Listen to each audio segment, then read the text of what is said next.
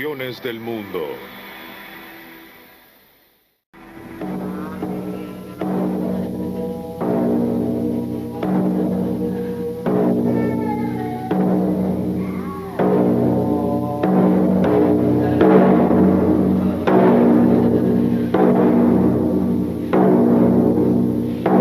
Hoy presentamos Budismo.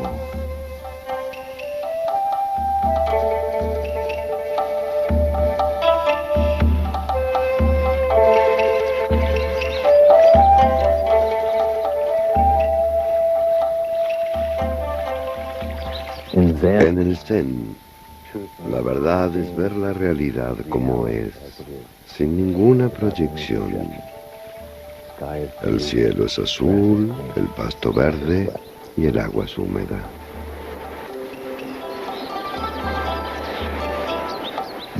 El saber que la nuestra es una experiencia interna significa que estamos apegados al mundo exterior, el cual nunca fue negado por los budistas, ya que no son neolistas. Nunca han dicho que no hay nada allá afuera. Esta línea de pensamiento condicionada se compone de avaricia, ira e ignorancia. Por consiguiente, cuando uno ve el mundo de esta manera, siempre existe una separación entre el sujeto y el objeto. La palabra budismo proviene de bud, que significa estar despierto. Así que generalmente decimos Buda Dharma, o sea, despierto a la verdad.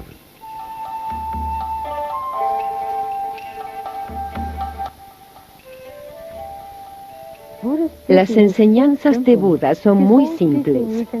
Podemos poner todas sus enseñanzas en dos frases.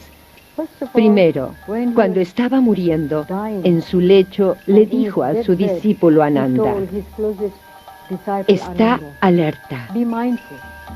Y cuando comenzó a enseñar, dijo: abstente de la maldad, haz el bien y embellece tu mente.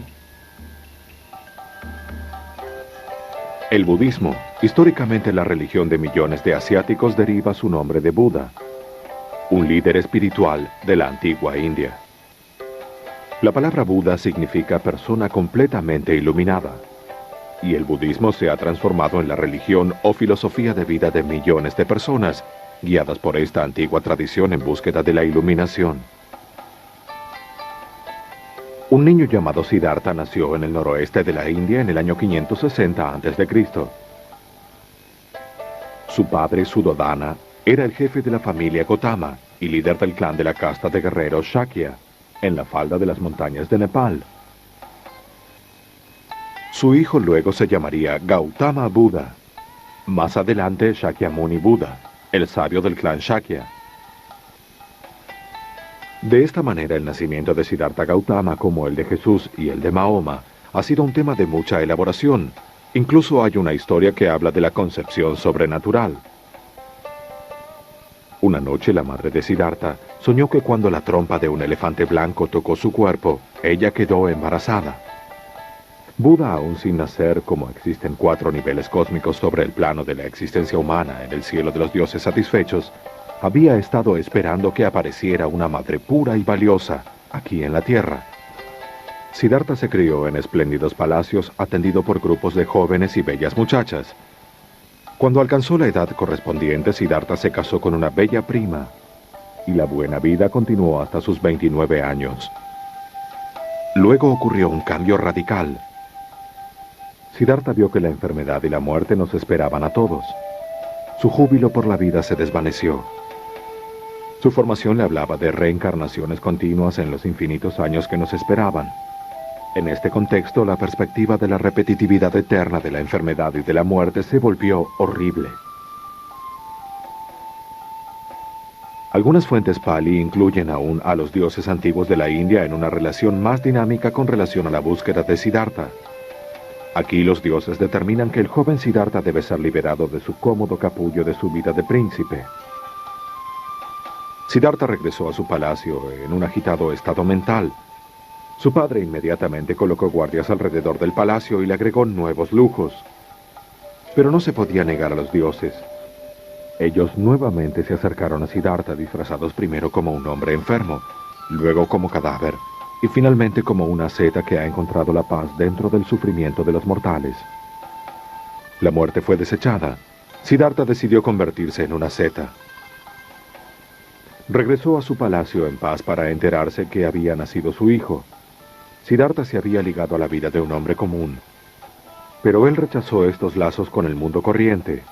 Con la aprobación de los dioses, silenciosamente le dijo adiós a su esposa que dormía y a su hijo. Escapó del palacio y se convirtió en una asceta.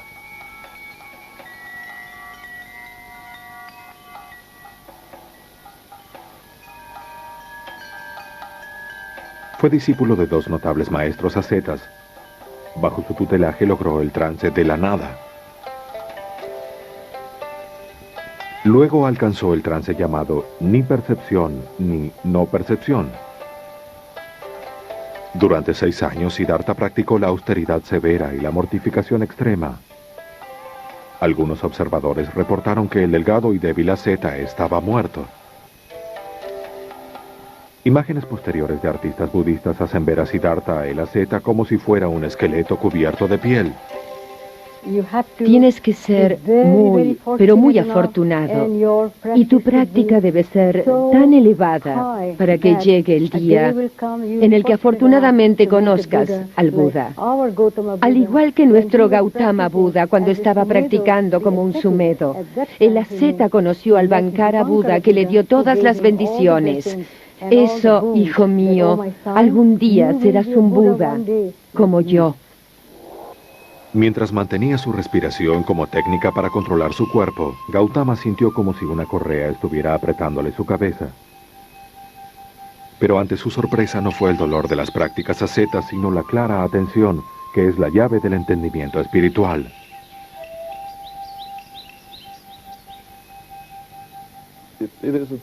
Es algo diferente determinar exactamente cómo deberíamos ver al budismo. Alguna gente lo ve como textos, pero muchas veces cuando uno lee textos de budismo vemos que es una psicología, es casi una fisiología. Habla sobre cómo percibimos el mundo. Así que, en algún sentido, alguna gente debería preguntar si el budismo en el sentido más común es una religión. Creo que la respuesta es que ciertamente lo es. Tiene todos los atributos de las prácticas religiosas. Tiene monasterios, altares, la gente santa y los que se segregan para realizar ciertos rituales. Gautama tomó la decisión clave que les daría a los budistas las bases para que su perspectiva se llamara la vía media. Para sustentar su fuerza corporal, él aceptaba una pequeña cantidad de comida de los laicos que siempre estaban rondando a los ascetas en la India. Pero para evitar los deseos sensuales, continuó resistiendo el apego a los sabores y a los gustos. Estos son los comienzos de los modelos meditativos del budismo para aquellos que desean alcanzar el nirvana, que es el último estado de libertad del interminable y agotador ciclo de vidas que se llama samsara. De acuerdo a Buda, Siddhartha se encontró a sí mismo emocionalmente indiferente al gozo o al odio. Este es el estado clave de la iluminación budista, obtener la maestría del desapego de las emociones positivas o negativas. El camino budista es dominar el amor y el odio, el miedo y la confianza, el deseo y la aversión. Es decir, las emociones contrapuestas que mantienen a la gente encadenada a la perpetua rueda de la vida. Es una conciencia aguda y clara de pensamientos, impulsos y emociones que surgen dentro de uno mismo. Un iluminado puede juzgar las situaciones sin interés propio. Uno está inmutable ante las emociones, observándolas clara y desapasionadamente. La gran pregunta para todos los ascetas es si debieran transformarse en portavoces y enseñar a otros. ¿Es posible enseñarle algo a alguien que aún no lo haya experimentado? ¿Puedo explicarle a alguien el sabor de las fresas sin que nunca las haya probado? Por esto es que muchos ascetas no enseñan porque es muy difícil. El hecho de que Sakyamuni haya decidido transformarse en un maestro público y describir de la mejor manera posible su iluminación fue un gran acontecimiento en el desarrollo de esta religión, que habría sido diferente si no hubiera dado su sermón. Si este acontecimiento no se hubiera hecho público, el budismo no se hubiera transformado en una religión mundial. Pero él tomó esta decisión, la puso en palabras y se recuerdan como las que formaron las primeras escrituras budistas. De acuerdo a la tradición, el Buda pronunció luego el sermón del Parque del Ciervo, en un lugar cerca de Sarnath, en la India. Gautama Buda comenzó su sermón planteando la verdad noble del dolor, que es una conciencia profunda, penetrante, de que la existencia es transitoria y llena de padecimientos. Tal vez la parte más famosa de la doctrina budista son las 4 nobles verdades. Y se dice que la primera verdad es el sufrimiento. Mucha gente se pregunta qué significa esto, porque parece que el budismo fuera una religión pesimista. Alguna gente sugirió que tal vez deberíamos decir que la vida es poco satisfactoria, es decir, que cualquier cosa que hacemos se transforma en algo poco satisfactorio. Así que puedo decir, si estoy cansado y me siento, digo que sentarse es maravilloso, no es sufrimiento, pero si me siento en un avión de Londres a Chicago, diré que el sentarse no es satisfactorio. Así que los budistas dicen que cualquier cosa que hagamos se vuelve luego insatisfactoria y deseamos que fuera de otra manera. Los budistas dicen que tenemos que lidiar con esto como un hecho. ¿Y cómo salimos de esto? ¿Cómo podemos determinar si esto es así y cuál es el escape? Para los budistas la idea es tener una comprensión cabal. Debemos saber cuál es la verdadera situación. Y los budistas dicen que la experiencia que tenemos no la entendemos. Esas experiencias están en nuestras mentes, y allí es donde vivimos nuestras vidas. Entonces, si me miro el dedo, puedo decir que me duele. Y los budistas dirían, no, el dedo no te duele. El dolor es algo que está grabado y que se experimenta solo en la mente. Puedo cortarme el dedo y ese dedo no me volverá a doler. Aquí debemos darnos cuenta de que todos los aspectos de la vida son impermanentes. Debemos ver que lo que llamamos el sí mismo es esencialmente irreal y que la naturaleza de la vida, de la forma que comúnmente la vivimos, es intranquila y decepcionante. El primer entendimiento de Buda fue que la vida era sufrimiento. Cuando escuché esto por primera vez, sonó muy negativo. Pero es un hecho. No es una negación de la vida. Es para que nosotros nos demos cuenta de cuál es el verdadero valor de la vida. Porque cuando salimos del vientre comenzamos a llorar. Es el dolor de nacer, que es el dharma de nacer, la ley del nacer. No es una visión negativa. Es una observación muy cercana acerca de cómo llegar a la vida y sobre cómo prepararse para esta vida.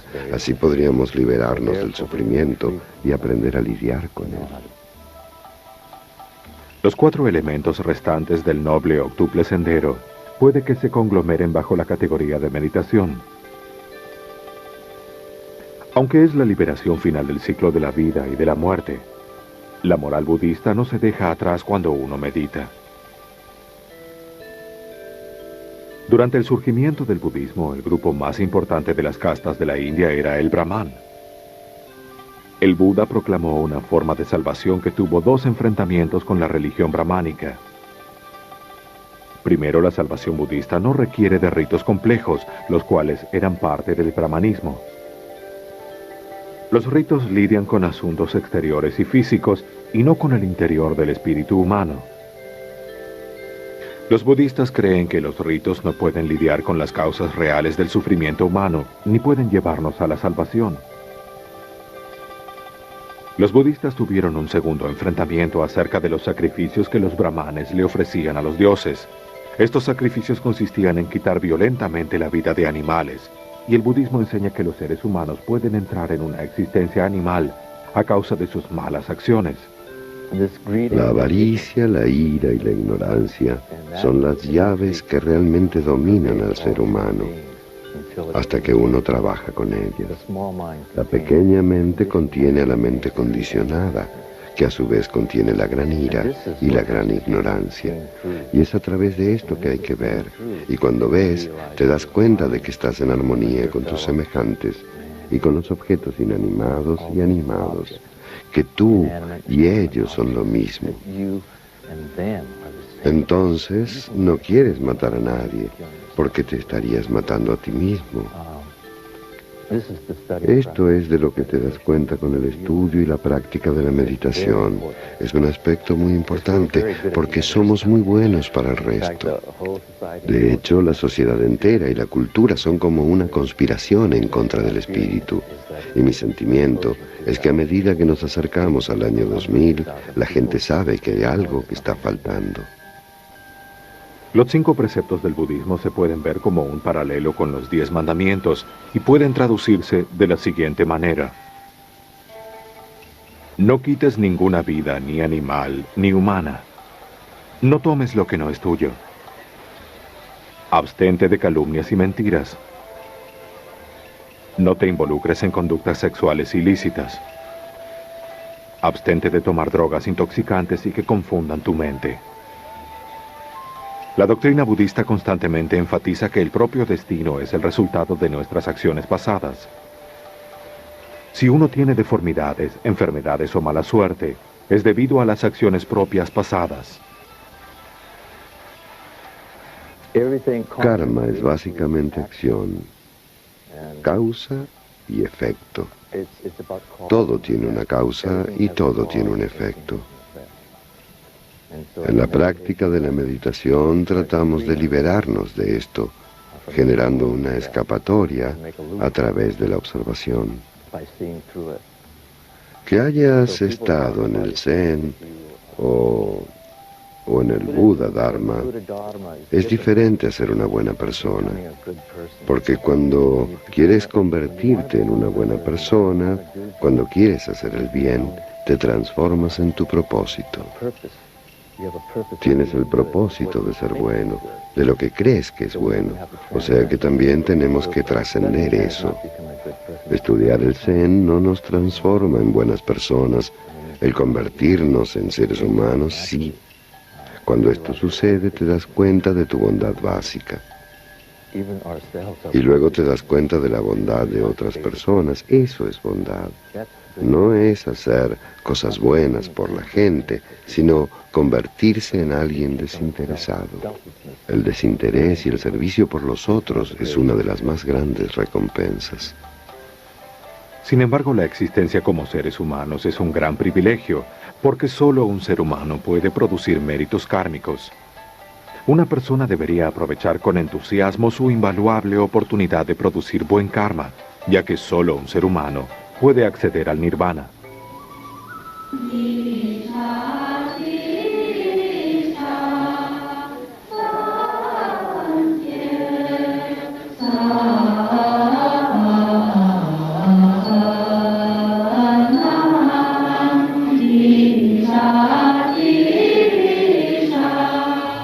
Al menos en el pensamiento budista popular, lo que se lleva de una vida a la otra es mucho más que el amor o el odio. Las características personales y los recuerdos del subconsciente también se transmiten. Puede ser que repentinamente un genio aparezca en una familia común. Una pareja enamorada puede encontrarse nuevamente en otra vida. Un niño que se asemeja a un ancestro cercano fallecido puede llegar a ser ese ancestro ahora nacido en esta nueva forma, y así sucesivamente.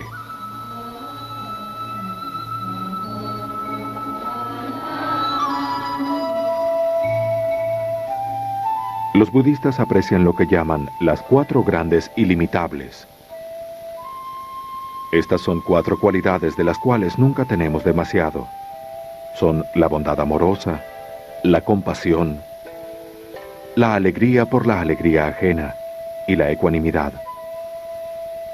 Un buen budista gana madurez espiritual cuando calmada e imparcialmente ama y cuida a otros. La meditación budista claramente apunta a reducir la fiebre emocional de la vida. Produce una clara calma que ve las cosas como verdaderamente son, sin las distorsiones de las preocupaciones por uno mismo, las esperanzas, los miedos, los amores, los odios. La meditación libera al meditador de las distorsiones que tan a menudo determinan lo que pensamos, sentimos y hacemos. El sermón del Parque del Ciervo fue el comienzo de la carrera de 45 años de Buda como maestro espiritual itinerante. Él viajó por el noroeste de la India como un monje y maestro mendigo, seguido por una banda de discípulos. El más notable de los discípulos de Buda era Ananda, que era su constante compañero y su asistente personal. Ananda admitía formalmente a otros para que vieran a Buda. Se transformó en el recordador oficial de muchos de los discursos de Buda. Todo esto mantuvo a Ananda tan ocupado que no tuvo tiempo de lograr su propia iluminación. La vida de Buda finalizó eventualmente cuando comió una comida envenenada que le ofreció accidentalmente un herrero de nombre Chunda. La leyenda budista dice que el sabio Buda sabía que la comida estaba mal, pero no estaba dispuesto a rechazarla, y luego mandó a destruir al resto. El Buda se colocó sobre su costado derecho en la posición del león, e instruyó a sus monjes para que sus discípulos laicos tomaran todas las decisiones concernientes al desecho de sus cenizas, las cuales se transformaron en preciosas posesiones. El Buda dijo que no debía culparse a Chunda del accidente, y que sus buenas intenciones producirían buen mérito para su próxima vida. Además, era momento de que el Buda dejara el mundo de los hombres.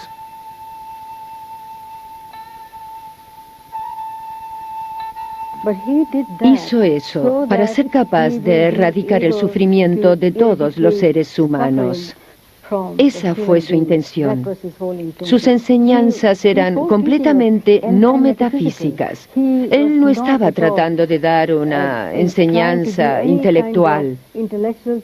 Él dijo, "Oh Bhikkhu, si realmente me aman, practiquen. No teoricen.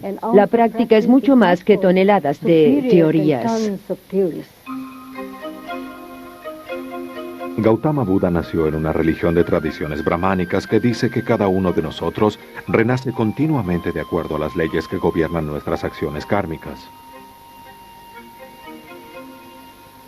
Él desecha la dependencia de los ritos sacerdotales y de los sacrificios y dice que la ayuda de los dioses es fútil porque los dioses también necesitan liberarse de los ciclos de la reencarnación.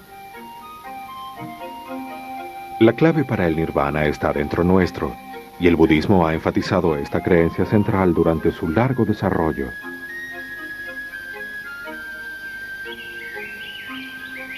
Durante los últimos siglos anteriores a Cristo, un nuevo hombre sectario había aparecido en la India.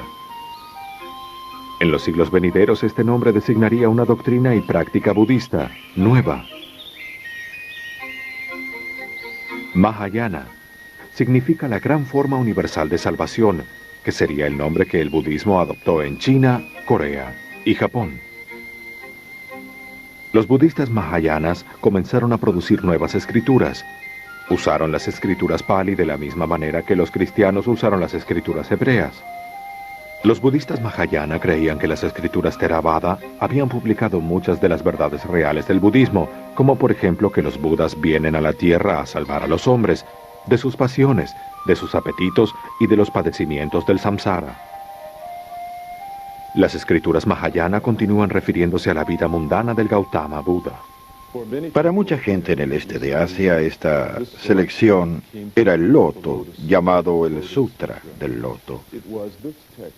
Era este texto el que dominaba la vida budista japonesa y fue extremadamente importante para Corea y China. Y es un texto Mahayana el que enseña la mayor parte de la doctrina, que la tradición budista y el trabajo que ha hecho Buda es algo disponible para todos los individuos. Así que es como una doctrina de la salvación universal, la del Sutra del Loto, la cual ha tenido un enorme atractivo a través de los siglos.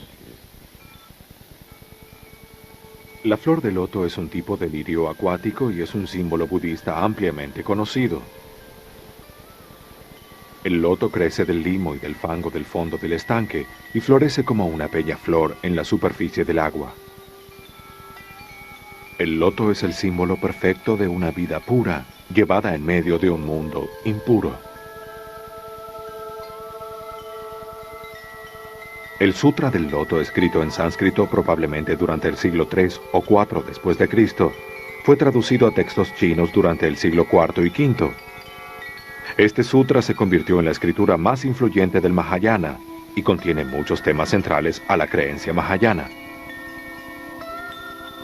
El principal impulso del budismo mahayana fue expandir y reinterpretar las antiguas doctrinas budistas, sus creencias y sus prácticas. El deseo de progreso espiritual. Y si realmente quieres elevarte a un mayor grado de conciencia, debes hacer algo. Debes disciplinar tu vida y purificar tu mente. Algo similar a si quieres tener un vegetal o una flor, necesitas un trozo de tierra. De la misma forma, si quieres practicar el Dharma, debes cultivar tu mente. El Bodhisattva Mahayana está dispuesto a permanecer en samsara, nacer una y otra vez infinitamente, esforzándose por el bienestar de sus semejantes, hasta que estos seres también obtengan la liberación. Bodhisattva significa Bodhi, el iluminado, Sattva, ser iluminado. Y su voto era no entrar en nirvana hasta que todos se hubieran iluminado. Esto es muy importante porque siempre estamos haciendo cosas para nosotros mismos, pero ella está esperando a todos, la humanidad entera, a que se iluminen antes de que ella entre en nirvana. Si miras la parte de delante de su rostro, parece calmada, y los 3 rostros sobre su rostro están muy calmados, pero si giras en dirección de las agujas del reloj, los rostros se llenan más y más de ira, frustración, ansiedad y terror, hasta que llegas a los últimos 3 y se encuentra la devastación, la desesperación, la desesperanza. Y esta es la parte en la cual la mayoría de los jóvenes se matan o se suicidan. Pero lo que el Bodhisattva porta es una corona, porque es parte de la vida. Y como tenemos una mente y un cuerpo, nos vamos a encontrar con esto, seamos o no budistas. Ella lo utiliza como su corona, como su camino. Aunque los monjes y los monasterios eran aún necesarios, una persona común no tenía que seguir pensando en reencarnar como monje. Cualquiera podía seguir el camino del Bodhisattva, camino de benevolencia, y la vida más elevada era la vida de darse a uno mismo en este mundo.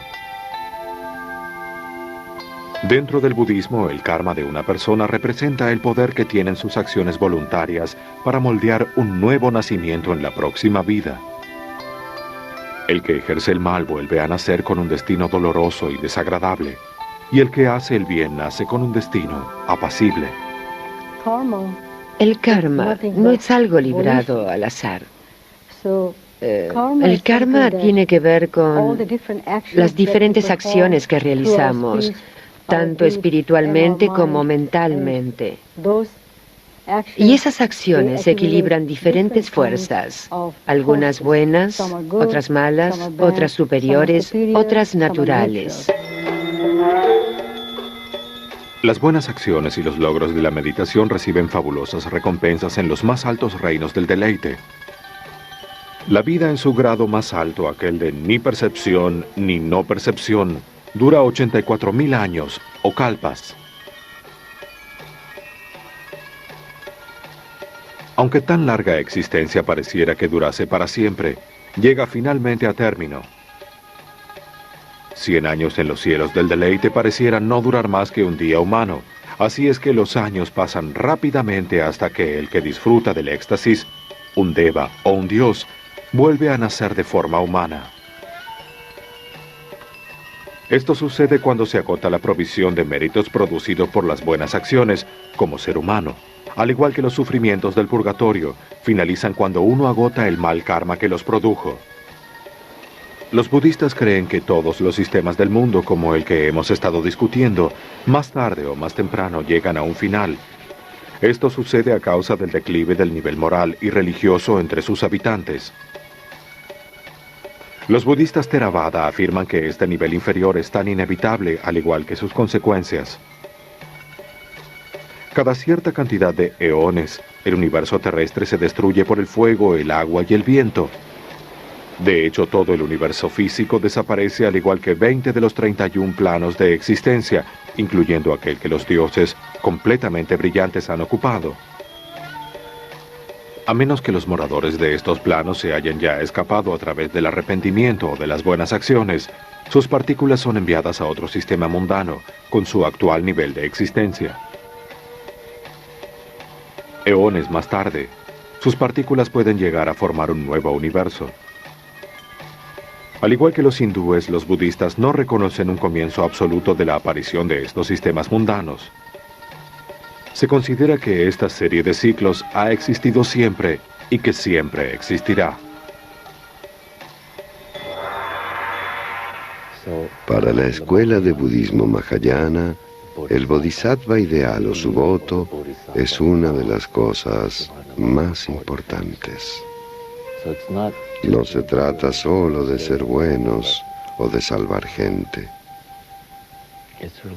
Es su vida y es su forma la que hay que compartir con todos. Así es.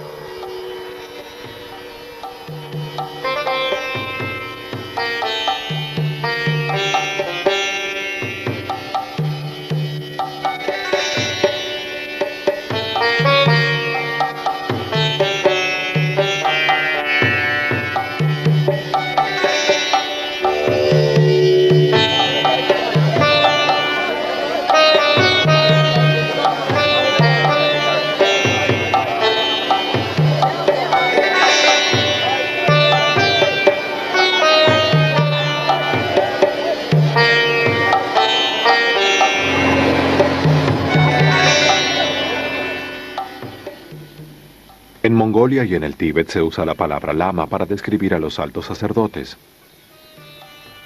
Se elige un nuevo Dalai Lama luego de un proceso lento y deliberado. Pocos años después de la muerte del Dalai Lama se forma un comité de búsqueda compuesto por los monjes más ancianos. Estos monjes reúnen ciertos artículos, incluyendo algunos usados por el lama que acaba de morir. Luego realizan una travesía por el campo en búsqueda de muchachos jóvenes que hubieran nacido después de la muerte del Dalai Lama. El verdadero sucesor, o sea, el Dalai Lama reencarnado, es el que infaliblemente elige los artículos auténticos que pertenecieron al fallecido Dalai Lama. Luego se lo lleva al gran monasterio central en Lhasa, donde se lo entrena para su nuevo papel y para ser el dios rey budista.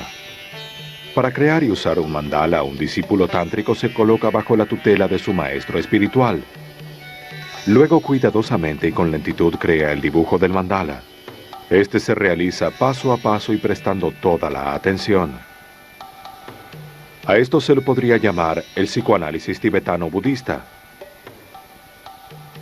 Para los budistas, mantener el mensaje de Buda en nuestro interior es lo que nos ayuda a encontrar la salvación del intranquilo sufrimiento, de la impaciencia y del vacío de la existencia humana.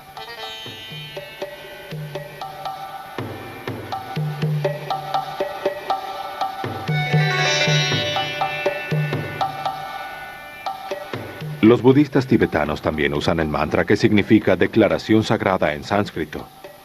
De hecho, uno debe concentrarse en el mantra para que éste sea eficaz. Y el budismo tibetano ha sido llamado budismo mantrayana por su excesivo uso de mantras. Los mantras son cantos rituales que anteriormente se usaban en conexión con los sacrificios rituales brahmánicos. Se creía que los mantras eran palabras con poder para ayudarnos a lograr distintos resultados. Y el tibetanismo fácilmente los adoptó para su uso. Un mantra prominente es la frase de 6 sílabas que se canta ritualmente: Om Mani Padme Hum.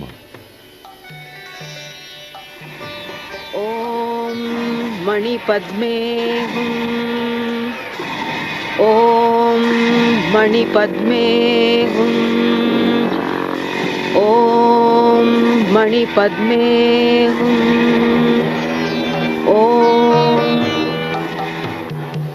Como el círculo sagrado del mandala, las sílabas sagradas del mantra tienen que transformarse en parte de uno mismo. Son usadas para eliminar nuestras impurezas, obtener estados espirituales más elevados y para conseguir finalmente la liberación del espíritu. Una de las características especiales del budismo tibetano es el bardo, que es la enseñanza del proceso de morir. Aquí, como con el mandala, la persona agonizante se confronta con demonios, dioses y bodhisattvas. Estos son los atributos internos positivos y negativos de la persona vistos en forma gráfica. En el budismo tibetano, la muerte es considerada como una transición gradual hacia una nueva vida y puede durar hasta 7 días.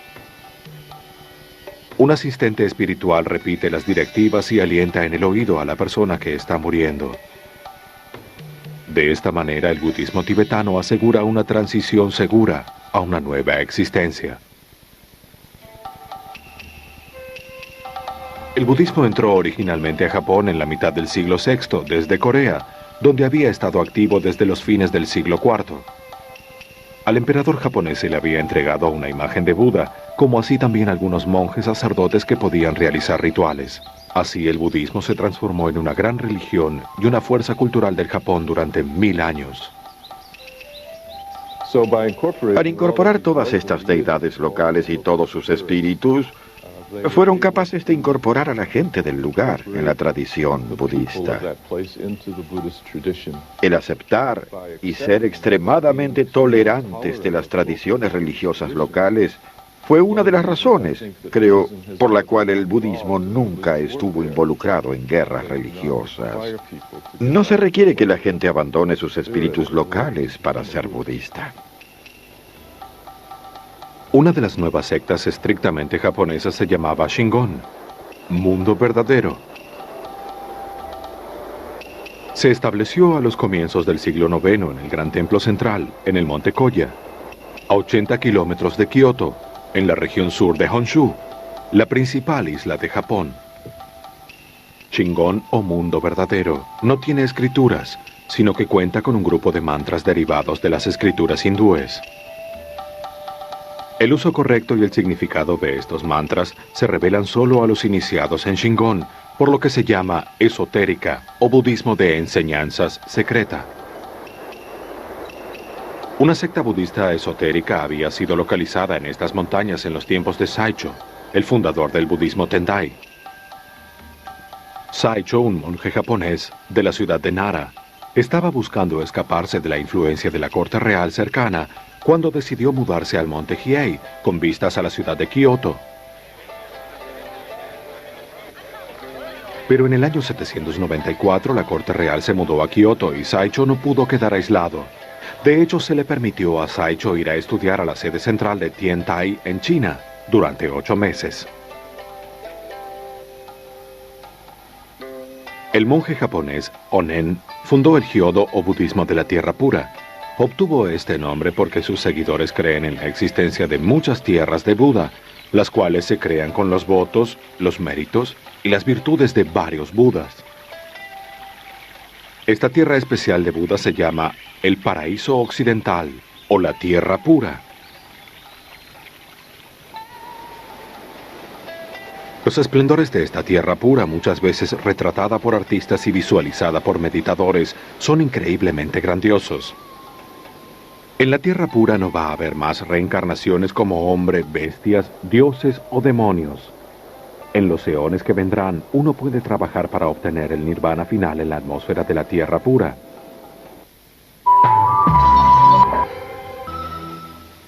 El monje del siglo XIII, Nichiren, fue el último de los grandes reformadores del budismo. Para Nichiren, el Sutra del Loto, aparte de ser la escritura suprema, era la única verdad. Nichiren creía que él mismo había sido un discípulo de Gautama Buda en una vida anterior. y ahora se veía como el único verdadero intérprete de la iluminación budista. Aunque era popular entre la gente común, Nichiren los consideraba incapaces de entender los misterios del Sutra del Loto. Entonces propuso para su uso una versión radicalmente simplificada. Predijo invasiones extranjeras y vio cumplirse sus profecías cuando los mongoles atacaron Japón en el año 1274. Cuando Nichiren proclamó que algunos personajes notables del gobierno recientemente fallecidos se encontraban en el infierno budista, fue exilado por algún tiempo y pasó sus últimos años recluido. El Zen es muy popular. Y se podría decir que así es porque es muy simple, muy directo y muy metódico.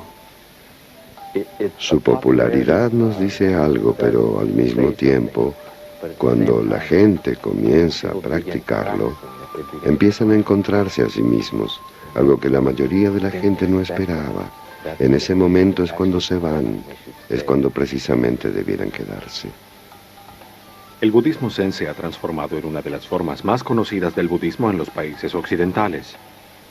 El monje del siglo XII, Eisai, ha sido llamado el fundador del budismo Zen en Japón. Pero esto es parcialmente cierto. Mientras estudiaba en China conoció a algunos maestros de Chan, y al regresar a Japón trató de introducir más de las enseñanzas Chan sobre la meditación al budismo Tendai. Pero fue rechazado por la secta Tendai y se dirigió a Kamakura, donde los dirigentes de la nueva clase militar controlaban Japón. Allí encontró apoyo. Así el Zen se transformó en la religión prominente de los samurái y parecía sentarles bien.